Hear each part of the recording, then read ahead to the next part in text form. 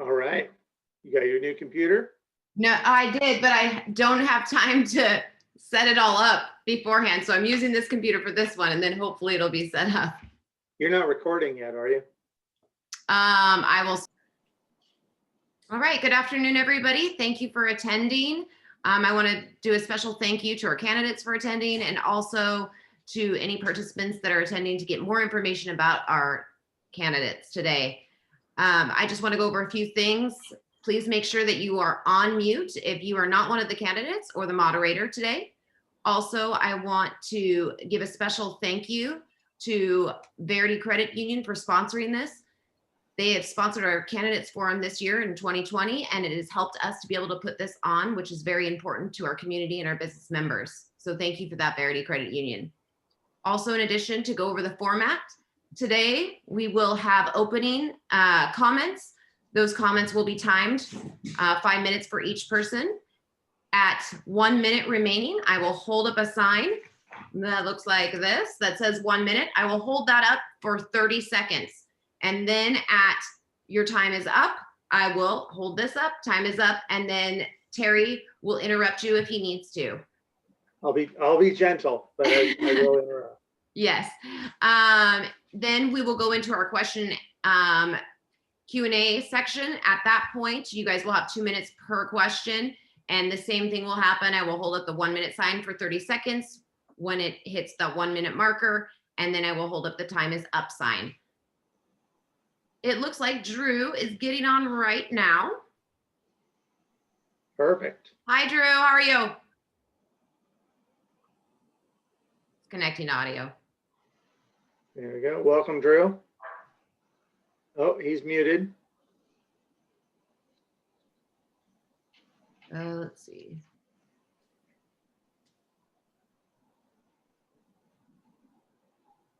Hi, Drew. Hey, Casey, how are you? I'm good. We are just about getting started. So we have all the candidates here. We are just going over a few housekeeping rules. Every participant will make sure that they are on mute if they are not speaking, which is the candidates and Terry. Thank you, Terry, who is the moderator of this. He is government affairs for Comcast, but he also is our chair on our advocacy board for the Auburn Area Chamber of Commerce. So we greatly appreciate him moderating this event for us. Each portion will be timed. The first part is opening comments at 5 minutes. I will hold up a 1 minute left sign for 30 seconds, and then a time's up sign when your time is up. And then Terry will politely interrupt so we can move on to the next portion. The next portion is Q&A. We will do the same thing with the signs. Again, thank you so much for everybody participating. We truly appreciate it. And then I'm going to turn it over to you now, Terry. All right. Well, thank you to the candidates for being here. This is the 31st district within the Auburn area community. The 31st represents kind of southeast Auburn, the Muckleshoot area, as well as Lakeland Hills. Obviously, the 31st district goes further south down into Pierce County and up into the foothills. So very big district, lots of diversity, but we appreciate the time and focus for the Auburn area of the Chamber of Commerce. We have 4 candidates here with us today. We're going to start with Drew Stokesbury, who's in position number 1. He is the incumbent running as a Republican. We have Katie Young, who is the challenger, position number 1, who is running as a Democrat. And then in position number 2, we have an open seat, and we have Eric Robertson, who is a Republican, running against Thomas Clark, who is a Democrat. So the first question is going to be basically your 5-minute introduction. Give us your background, your education, why you're running for office, and then give us top legislative priorities that you intend to address over this term. And we're going to start with Drew. Well, thanks, Terry, and good to see some good friends here. And thank you all for having us and putting this together. I'm Drew Stokesbury, and I've had the great honor and privilege of representing the 31st District in the state legislature for the past 6 years now. I was first elected in 2014 and currently serving the end of my third term.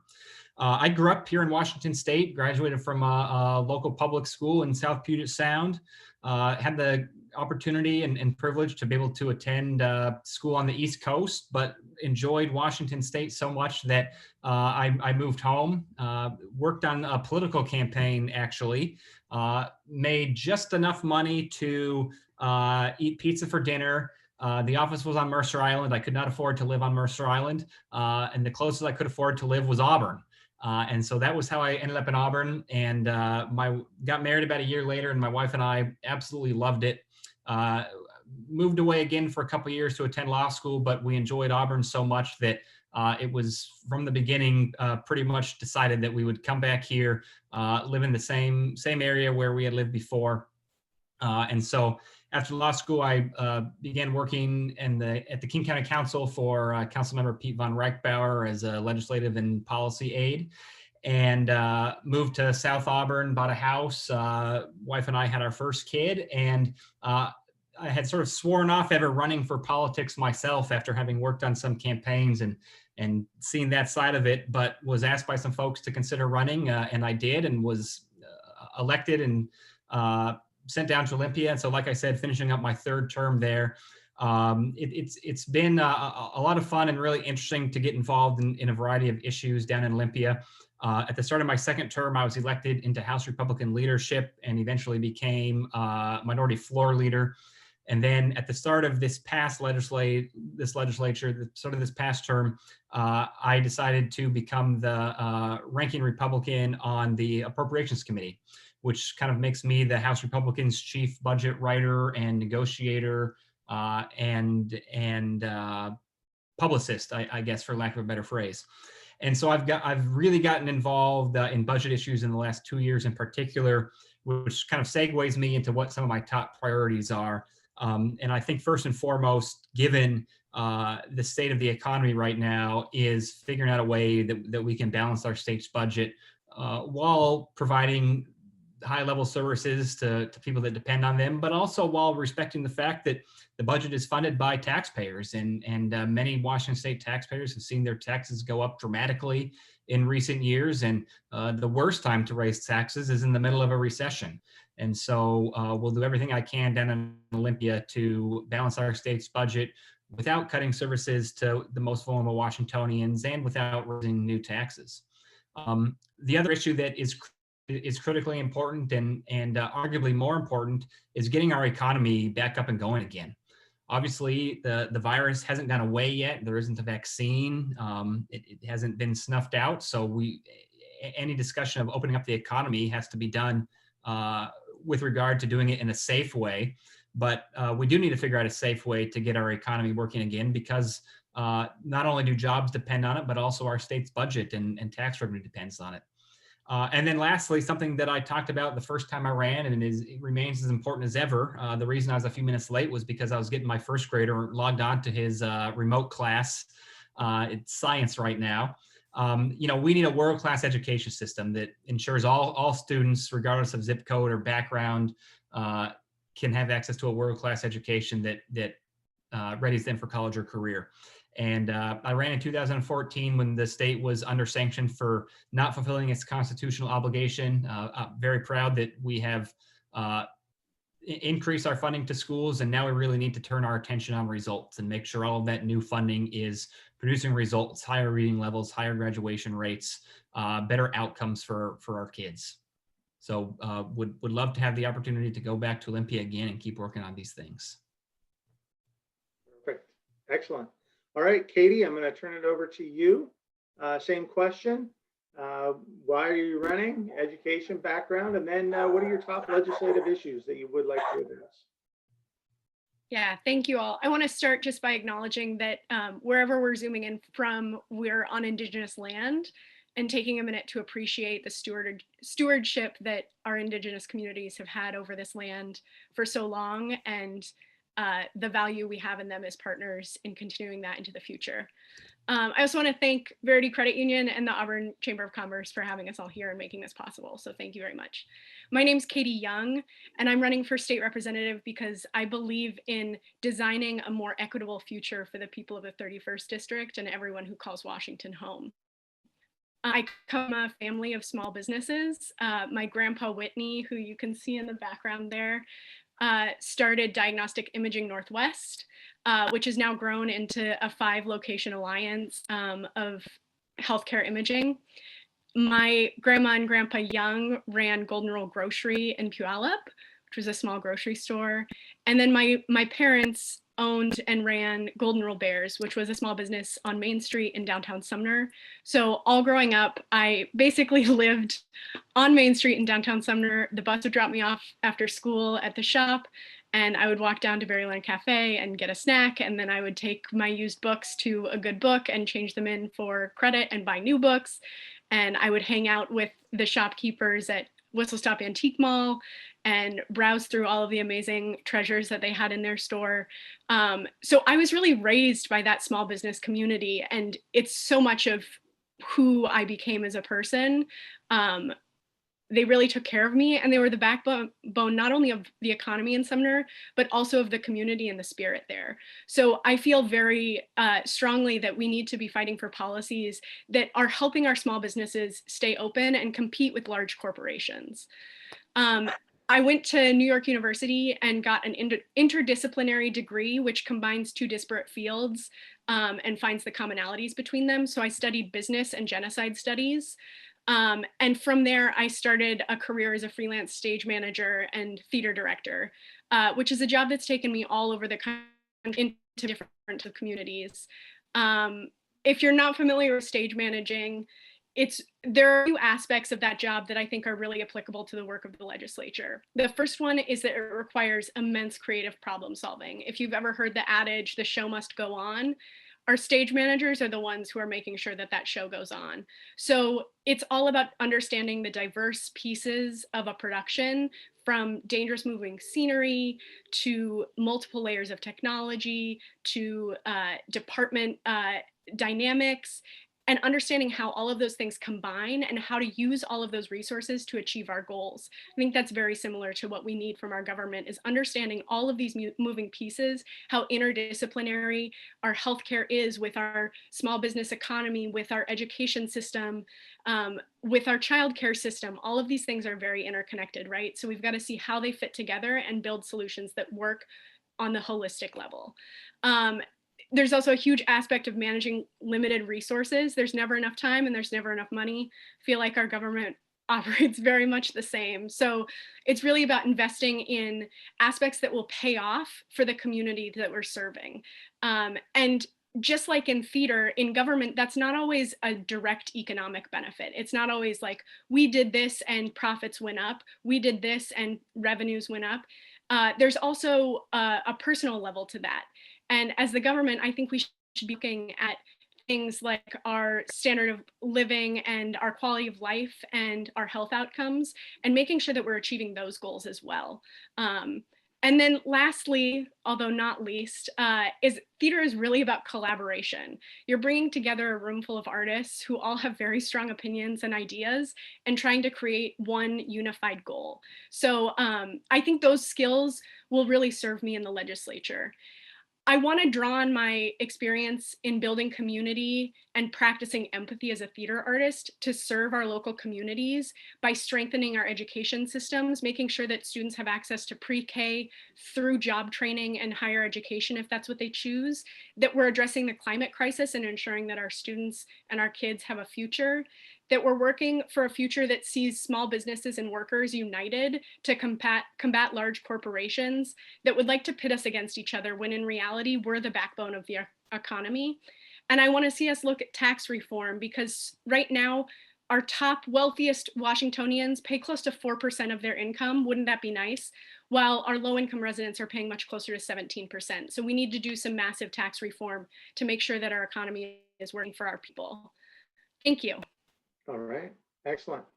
Eric, we're going to move to you, running in for position number 2 as a Republican, open seat.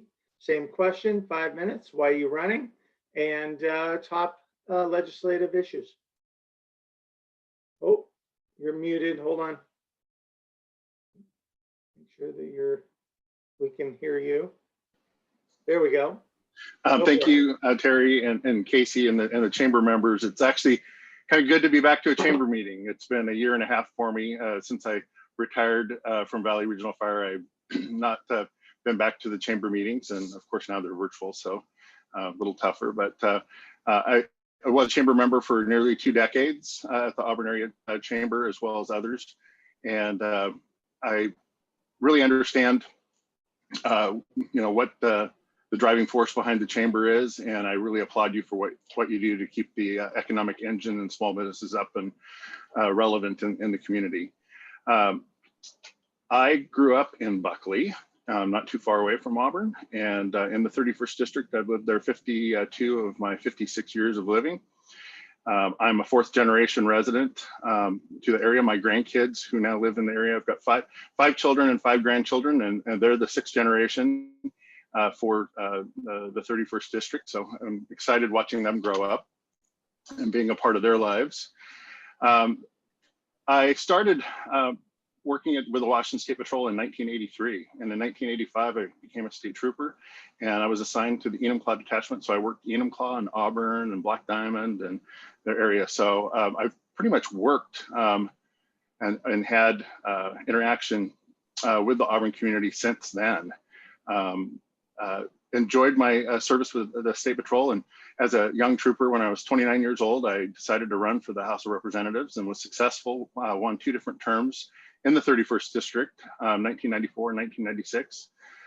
Left the legislature in 1998 to take a promotion at the State Patrol, where I became a captain in government media relations, as well as did a stint as the commander of the Office of Professional Standards, overseeing the audit unit, the internal affairs, and other compliance components of the patrol. Was also really involved in strategic planning at the department. And that was my first experience with that. And I think that is a lot of what we need to be doing in state government. And that's getting a plan in place, getting some strategies to affect that change that's necessary, and then going back and evaluating whether we were successful and if it was cost effective. Shortly after leaving I left the State Patrol in 2002 after I was appointed by President George W. Bush as the U.S. Marshal for Western Washington. Served 5 years there. Was one of the 2 people that co-chaired the strategic planning process for the entire U.S. Marshal Service worldwide. Actually received the Director's Honorary Award for my work on that strategic planning process. And so it was 2007 when I got a phone call from some of the mayors down in the South Valley and said, hey, we're looking for someone to build the first regional fire authority in the state. And having a long career in public safety, I met with those folks and was asked to accept that position, and thought I'd be there for about 5 years to get this new entity up and running and get it up on its plane, and ended up spending 12 years.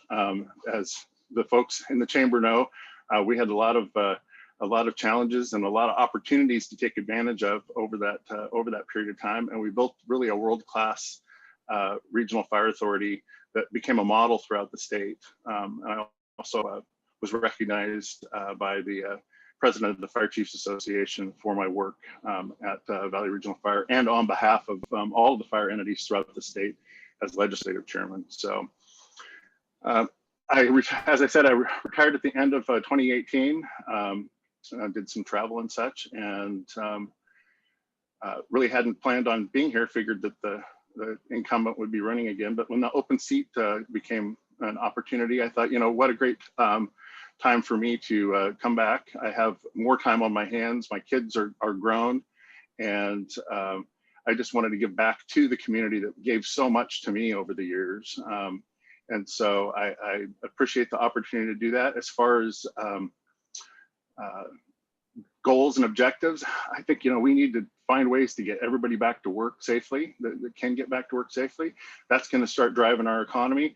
And then we need to really take a real hard look at our budget and focus on being good stewards of our tax dollars and make sure that everything is effectively being deployed and creating a balanced budget. And that's the main focus for me. And I thank you for your time today. Perfect. All right. Thomas, round us out. Introduce yourself and what are your key legislative priorities? Okay. Thank you. Thank you for hosting this event. And I know we all appreciate the opportunity in these unusual times to be able to get a word out anywhere, anyway, on why we're trying to do what we are and what we're trying to accomplish by serving. I was born in Massachusetts, outside of Boston, and grew up there. Enjoyed a nice, relatively common middle-class life for my parents were World War II veteran era people who enjoyed the benefits of the housing boom that happened after that, and hence the baby boomers. And I have 4 siblings that still live there, along with my mother, who just turned 100 in August. And so, but I left and joined the Navy when I was 19 and had the opportunity to go and I wanted to do more and see more of the world. And I had that chance.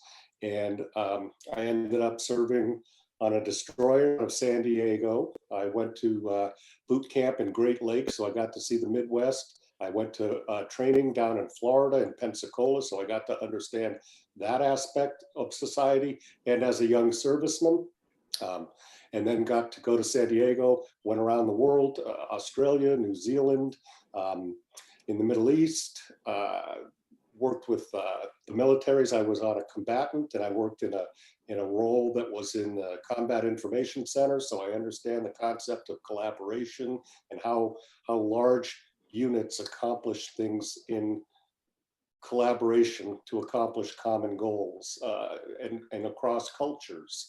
And so I think that there's that aspect of it is very important. You get to see and understand what other people do, and you learn from the differences, and you learn to embrace and appreciate that. And so after my 6-year career, while in the Navy, the ship I was on was overhauled at the Lockheed shipyards at Harbor Island. So I had a chance to live in West Seattle for a period of time and operated out of there for about 6 months. And so when my enlistment was up, I sent my resume off to a few companies, Boeing being one of them. They hired me out of New Jersey, where I was my last duty station, and brought me in to work on their military projects in various roles, helping with Navy projects at the time. And then I went through several different programs, and all typically military based. And so I had an opportunity to work with the government services, the customers, the Boeing company, to basically equip the war fighters with the capacity to defend our interests around the world. And I did that for 33 years. I had an opportunity to work with various air forces of the world. I've worked with the French Air Force, NATO Air Force, Japan, Australia, Korea, the New Zealanders. And so and we worked directly with them. They had a detachment that was in Kent for several years, the Australians. And when we did work, if you ever go by Boeing Field, you'd see all the various AWACS airplanes down there. So I did flight test for that. And in that capacity, you have to work with people to understand how to accomplish very complex things. And they're hard, and they're things that we haven't done yet. We did modifications as we evolved and learned how to accomplish these things. And it's very detailed, and it takes an awful lot of people in every capacity. So you really have to have this concept of teamwork, and they are complex. And so with that, I would like to bring that level of systems analysis and engineering to the function and to serve the people. My highest priority is safety, public safety, and the education systems, we'll find a way to get the resources, the money, because we always do. As Katie said, you know, the show must go on. It is that for all of us, and that's what we do. Thank you. Perfect. All right.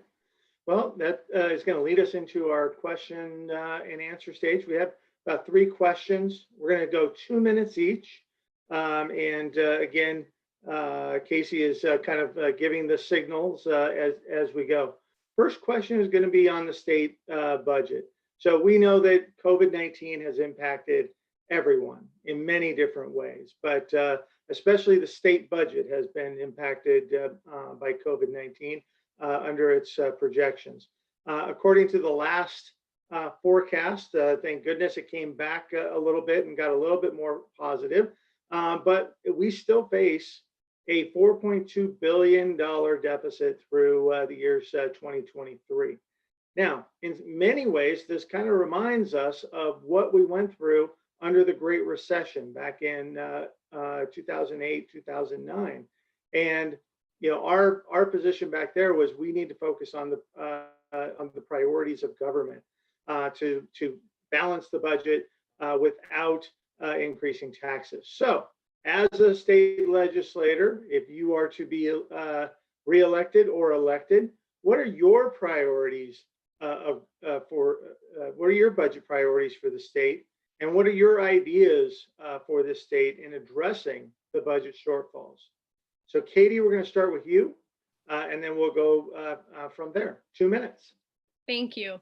As you mentioned, like this situation reminds us a bit of the situation in 2008. And after that recession, a lot of economists around the country and around the world studied how communities, countries, states responded to that crisis.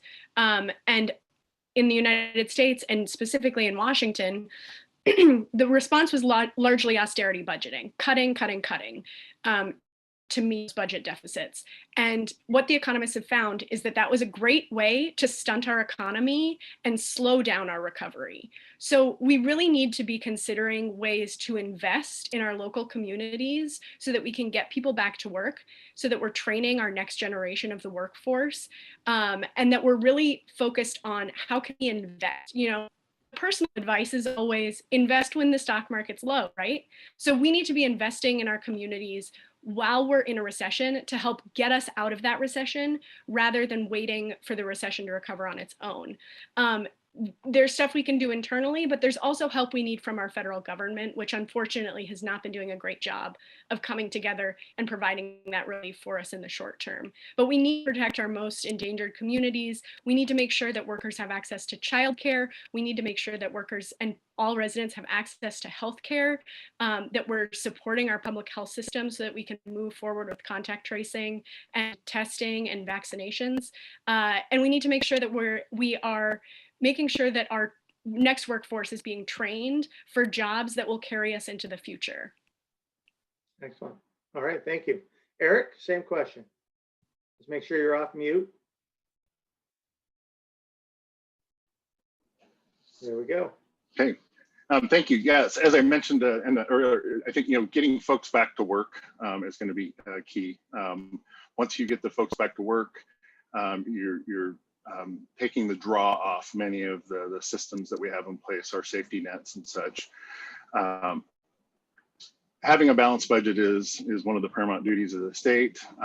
It is legally binding, and it's going to be probably the #1 priority is filling that 4.2 or whatever it is come January gap in the budget. Unfortunately, the governor didn't call the legislature back into a special session in April or May when he should have to take a look at all of the new programs and all of the new funding initiatives that were teed up for July 1st. Instead, they stayed home and the economy got worse and all these new programs went into effect. All the new spending went into effect July 1st. Had we started trimming now with this current legislature, then we would not be in this dire situation come January, where it's going to get worse and worse. Unfortunately, we have people like Drew Stokesbury, who's a keen eye on the budget and will be able to provide some of those solutions. And I hope to be a part of that. You also have the transportation budget, and that's another key part. And with people not driving, staying home, there's gas tax revenue that's going down. But guess what? Our roads aren't fixing themselves. And quite frankly, the governor shut down the construction business there for months when people could have been out there working hard to fix our roads and continue on those projects with very little traffic out on the freeways and highways. But no, they were kept home on unemployment with a bonus. So we just need to look at how we're doing business and be smarter and work harder. Thank you. Perfect. Thomas? Basically, the issue is the COVID-19 interruption to the normal flow of business. And that's, the biggest issue with that is the mixed messaging we got out of the federal government, and people are confused. They don't understand what the standards are, and public safety is a concern. And so we find ourselves in this situation where basically the austerity plan, you do always need to be conscientious and good stewards of the people's money, because it is our money. But we really, at this point, to kickstart things and to get things back going, to have all of those normal tax revenue streams flowing again, we need the federal government to basically come up with a big picture scheme, and then that eventually flows its way down to us and through the right now we're being held hostage because we don't want to see certain types of states benefiting because they don't fit our political will. And that said, we need to get past that, and we need to do it safely and with contact tracing and all of that. I have a part-time seasonal thing working with the Seahawks, and we get tested constantly because we have to. People need to be able to go to work safely. Children need to be able to go to school safely. And that's very critical. And in order to do that, we have to basically trust each other, and we have to reestablish that trust. And that's the part of leadership that we have to step up to. Okay, thank you very much. Drew, you're going to finish us out on this particular question. All right, thanks, Terry. Like I said at the outset, this is the issue that I deal with far more than any other down in Olympia. And it's true, we do have, after the latest revenue forecast, about a $4.2 billion hole between closing out the fiscal year that we're currently in the middle of, and then our budget for the next for the next biennium. But some context that I think also addresses what somebody mentioned in terms of wanting to avoid so many cuts. We don't actually have to make any cuts to make it balanced. We simply need to slow how much we're increasing spending by. Even after the latest revenue forecast that has led to this deficit, revenue is still going up overall. It's high. It's up this biennium by about 7-point-something% relative to last biennium. And by the end of next biennium, when hopefully the coronavirus has been eradicated, it will have gone up by another 8.8%, which means that if you average it out on an annual basis, you're looking at something like around 4% year-over-year revenue growth. And how many individuals who are on unemployment now would have killed to have a 4% raise rather than lose their job? How many of the tens of thousands of businesses that have shut down, at least some of whom I have to assume are Auburn Chamber members, would have had 4% annual revenue growth rather than be shut down? And so it's not about cutting budgets. It's simply about right-sizing our budget to the tax revenues that are coming in. Tax collections are going up, just not as quickly as we once thought they might go up. That's a very different problem to have. We've entered the legislature, many times, both during the recession, but also after it, facing $4 billion holes, whether because of economic slowdowns or because spending growth was increasing so much. And we found our way out of those holes. I don't mean to say that $4 billion isn't a lot of money. It is, but it's a problem we have solved before, and it's a problem we can solve again. And if we realize that our base is simply what we spent last year rather than what we might have thought would come in next year, then we don't have to make any cuts at all. We can simply budget according to our priorities and grow government just not as quickly as we've grown it before, and not have to make cuts to vulnerable populations. All right. Thank you all for that. Next, we're moving on to the next question. You know that we represent the business community, but we know that we are one of many communities that will be down in Olympia talking with you. However, the business community is very much centered on the state's success. As mentioned in some of the intros here, small business is the backbone of our economy and pays a lot of taxes and helps the state grow.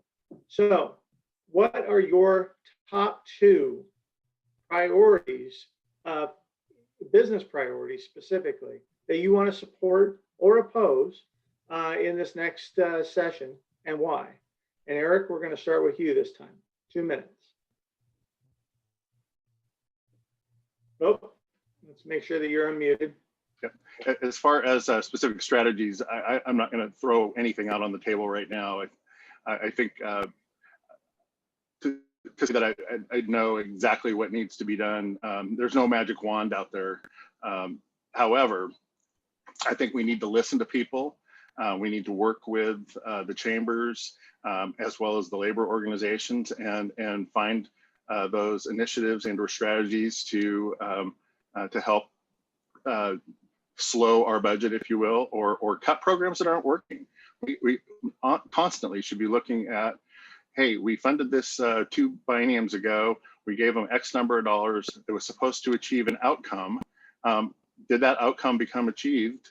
And is it worth it to continue the carry forward into the next biennium and the next biennium for these different programs? Are they still benefiting and growing our economy, or is it still providing that safety net that it was designed to do in the first place?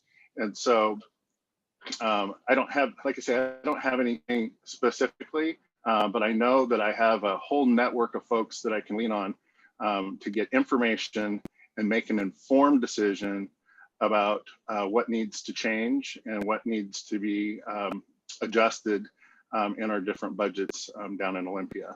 And if you go to my website, which is voteericrobertson.com, and click on endorsements, you can see that I have a wide variety of Democrats, Republican, business, labor, and other organizations that are supporting my candidacy and know my past history of working together with folks, developing partnerships, solve problems, and yes, right-sizing budgets. Thank you. All right, Thomas? Yes, well, my background is in private industry, but was also in conjunction with programs and projects that work with the government on a very large scale.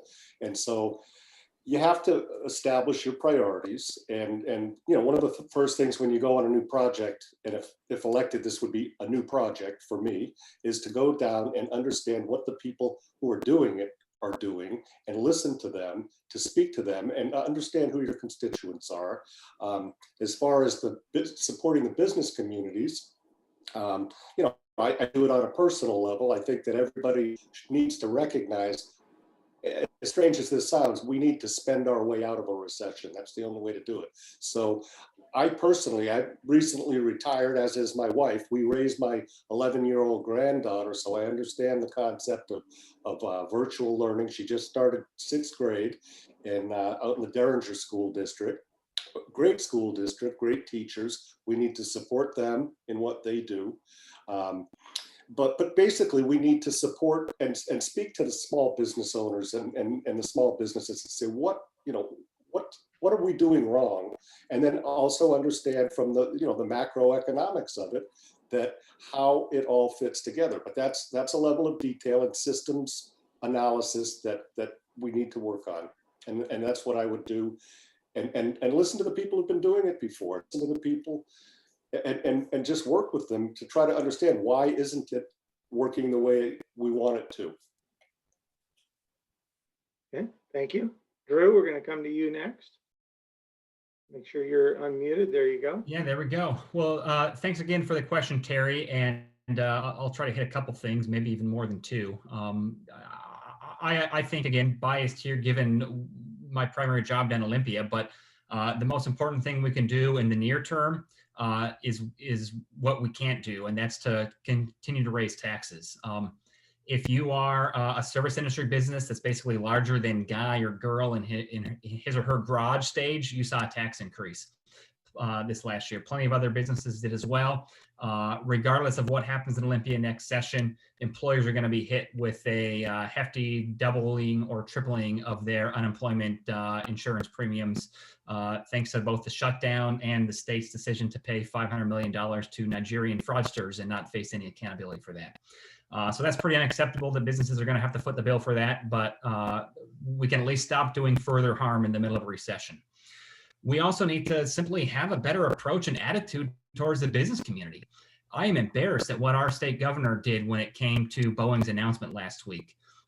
He treated them horribly after doing an amazing thing and bringing a lot of sides together when he was newly elected to pass some badly needed aerospace tax credits, to then spend the next couple of years talking about how it was equivalent to a mugging is just not a way you treat the state's biggest employer and one of the real crown jewels of our state's economy.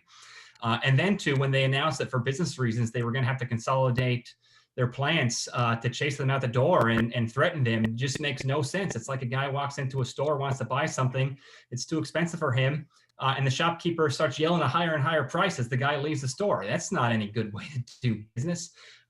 We need a better attitude and a better approach with the business community. And then lastly, these are kind of medium and long-term things, but we need to continue to invest in infrastructure that our business community depends on, including transportation, highway system, and education, both K-12 and community technical and four-year college to produce the workforce they need. Perfect. Thank you. Katie, we're going to go to you. Yeah, as Drew mentioned, I think the Boeing example is such an important thing to look at. So I just want to talk about that briefly. I think that's a great example of a large corporation undercutting union labor. And that's a decision that hurts our small businesses, it hurts our residents. And frankly, I think we need to have an eye towards making sure that any tax breaks that we are giving to these large corporations come with a certain commitment to this community, that if we're going to be investing in them, letting them use our resources, both human and tangible infrastructure resources, that they have a commitment to stick with us and build that with us. I think as far as two areas I'm really interested in, I'm interested in healthcare access and insurance. Employer-based insurance stunts our ability to innovate with our workforce. And I'm sure a lot of you as business owners have to think a lot about how your employees are accessing healthcare. So my goal in transitioning to a public healthcare system is to take that burden off of particularly our small businesses, and also make sure that our residents have access to healthcare, which should be a human right. I'll echo what Drew said, that education is a critical element. We've seen how our communities depend on education as a form of childcare. So we need to make sure that our families have access to affordable childcare. And we need to make sure that our students have the training to be our future workforce.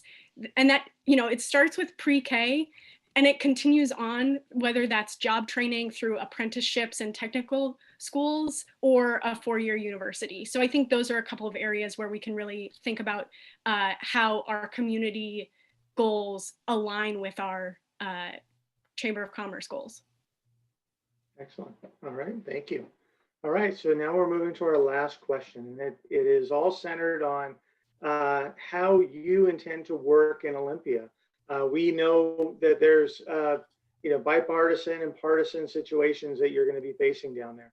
The Chamber of Commerce has to partner with folks to get things done in our communities, and that partnership has really yielded a lot of solutions to challenges that we face, because we have to put our egos aside and say, what is the best for the community? We know that you will be representing District 31, which includes Auburn. So how are you going to be bringing your focus on working and partnering and reaching across the aisle, not only in the chamber itself, but when you're in your caucus room and trying to say, how do we seek the right solution? Because from our perspective, we need to find partnerships and we need to find solutions to these problems. Thomas, we're going to start with you, and then we'll go from there. 2 minutes. Well, thanks. That is a good question, and I think it is one of the critical aspects that voters need to consider as we make selections on who's going to represent us. When you work in a big corporation and you work amongst the diverse environment that I worked in, you don't have a choice but to work with people. You don't get to make up all the rules. You all are required to work together. Regardless if you have disagreements, you act civilly, you act respectfully, you make your case, you argue to whatever degree you need to.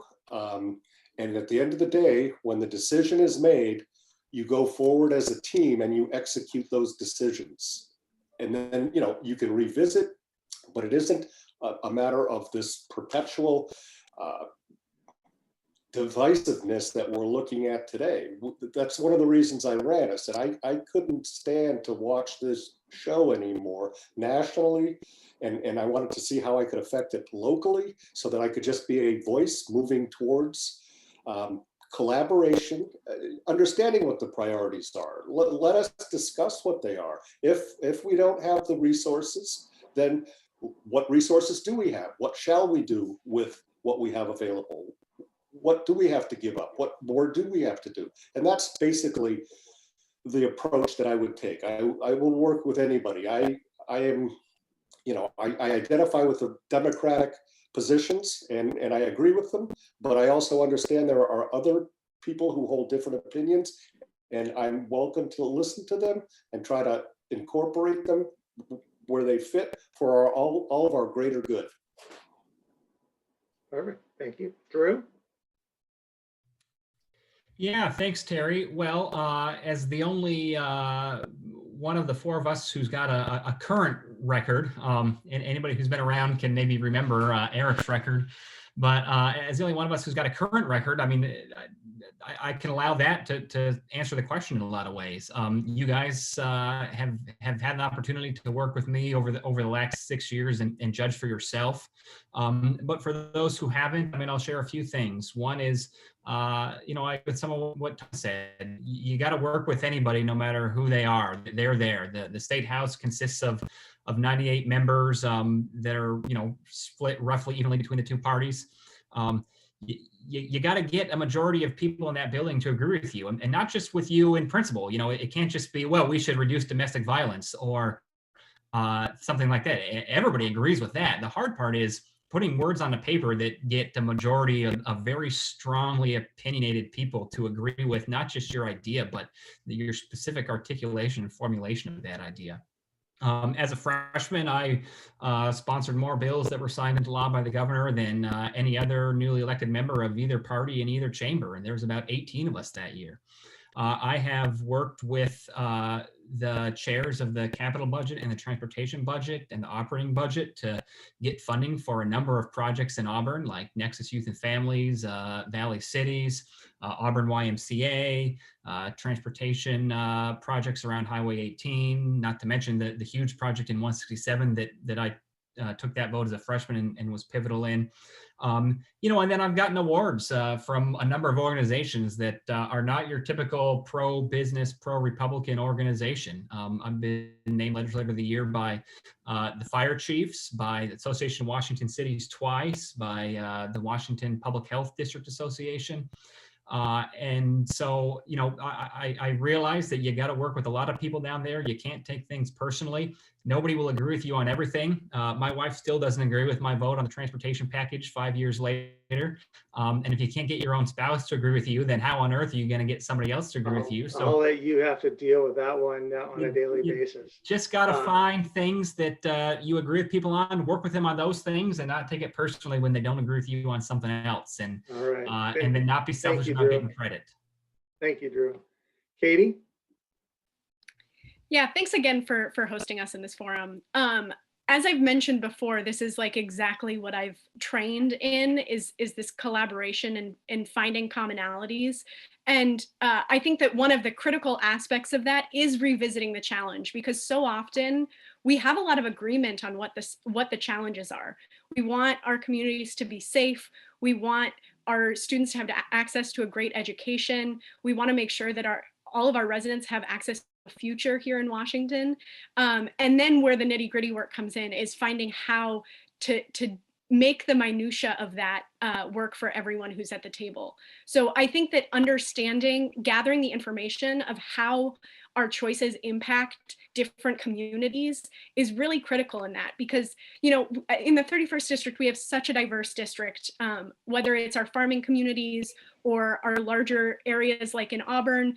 And then we have growing communities like downtown Sumner that might end up looking a lot more like Auburn in 20 years. So I think we have a lot of that disparate needs and wants within our own district, and that is expanded upon when we look also at the scale of the whole state. So realigning what those challenges are and considering how we're serving those diverse communities in our solutions, I think is a really important a step to making sure that we're working with our colleagues, making sure we know what our constituents need and want, what our community leaders have fighting for and how they've been serving our communities already on the ground in these actions, and then also how we can collaborate as legislators to take action that builds solutions and has a positive impact on our residents' lives. Thank you.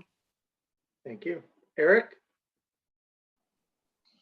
Thank you, Terry, and the Chamber for hosting this. I would say I have a proven record in this area. And yes, it was 20 some years ago, but my work in collaboration and strategic planning and pulling parties together to tackle problems went well beyond my legislative career and continued on with my public safety career. Similar to what Drew said, back when I was a freshman in 1995, I had one of my most successful legislative years, and that was with a democratically controlled Senate. The House was controlled by the Republicans, and Mike Lowry was governor. And I had many bills signed or gone through the process and then signed by the governor because they had bipartisan support. I worked with the partners over in the Senate. I worked with the folks in the minority, particularly those that had similar communities.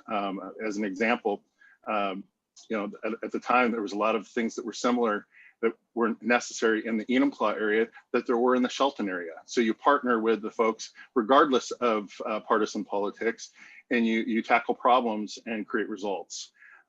And again, I just direct you to my website, voteericrobertson.com, click on endorsements.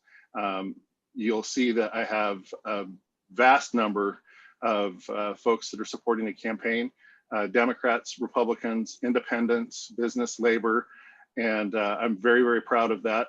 That is probably why I said it twice, but I'm very proud of the fact that there's a large group of folks that know me, trust me, and are supporting the campaign. And thank you very much again.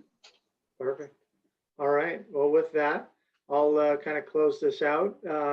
I love seeing the diversity of candidates, diversity of ideas, and thank you so much for committing yourselves to this process. And I know it's a difficult decision to put yourself out there to seek elective office, but we appreciate your time, and we look forward to working with all of you, whether you are successful in winning or if you continue your role in the community. The ballots come out on October 16th. Please vote. Thank you, everyone. Thanks, Terry. Thanks, Casey. You bet. Thank you, Terry, Casey, and the rest of the chamber.